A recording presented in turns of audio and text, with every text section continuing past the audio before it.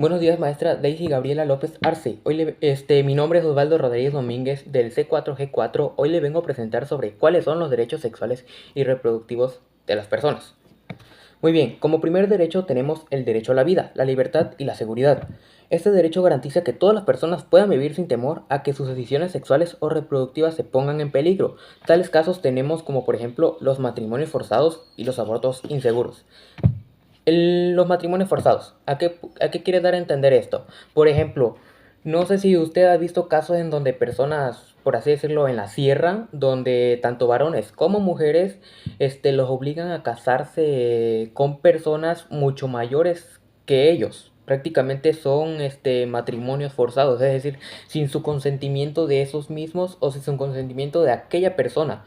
Y pues literalmente en las sierras existe esa costumbre entre comillas, de que pues la persona, por ejemplo, el padre o la madre da a su hija o da a su hijo, cásate con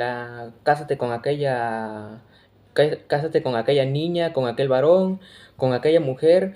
Y pues literalmente lo que la otra persona exige por parte de su hijo, bueno, si se va a casar con mi hijo, que por lo menos deme algo a cambio, ¿no? Y que llegan a recibir aquellas personas, por ejemplo, ¿qué se podría decir? Ganado, becerros, borregos, animales de granja avícola o también algunos que otros productos domésticos, como también podrían ser la despensa, prácticamente por matrimonio forzado, por obligar a una persona a casarse y sin su consentimiento, los padres llegan a recibir tal beneficio por dar a su hija o por dar a su hijo, y esto prácticamente no está bien. Eso prácticamente nada más pasa en la sierra, como Chiapas o en algunos otros estados de México.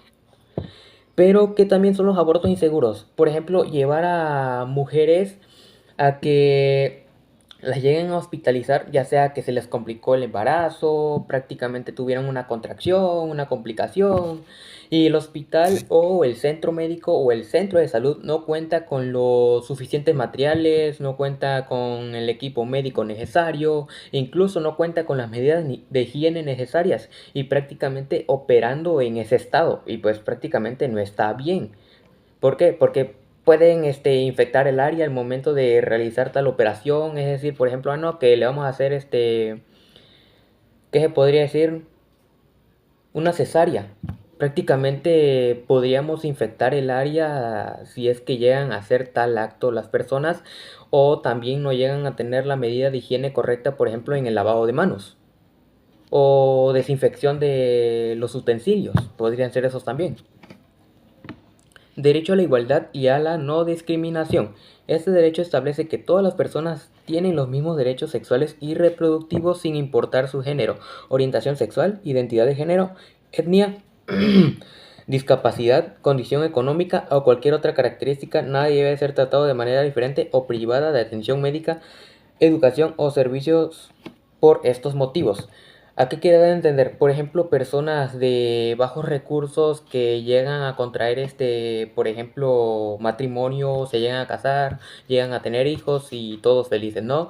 Pero prácticamente muchas personas critican este punto, por ejemplo, en que, no, ¿por qué te casaste? Prácticamente tú eres pobre, vas a vivir para ser pobre y todavía trajiste a un niño o una niña, prácticamente también ella va a ser pobre. ¿Por qué? Porque no va a tener los estudios, no va a tener la suficiente educación, y pues ¿de qué van a vivir? Prácticamente van a ser campesinos. También eso pueden llegar a criticar demasiado, y eso es lo que, y eso prácticamente no se tiene que llegar a comparar, no se tiene que llegar a criticar para nada. Eso es prácticamente una discriminación, y prácticamente las personas aquellas no tenían los suficientes valores como para criticar a estas personas de bajos recursos. O también podría ser el ejemplo de las personas de LGBT.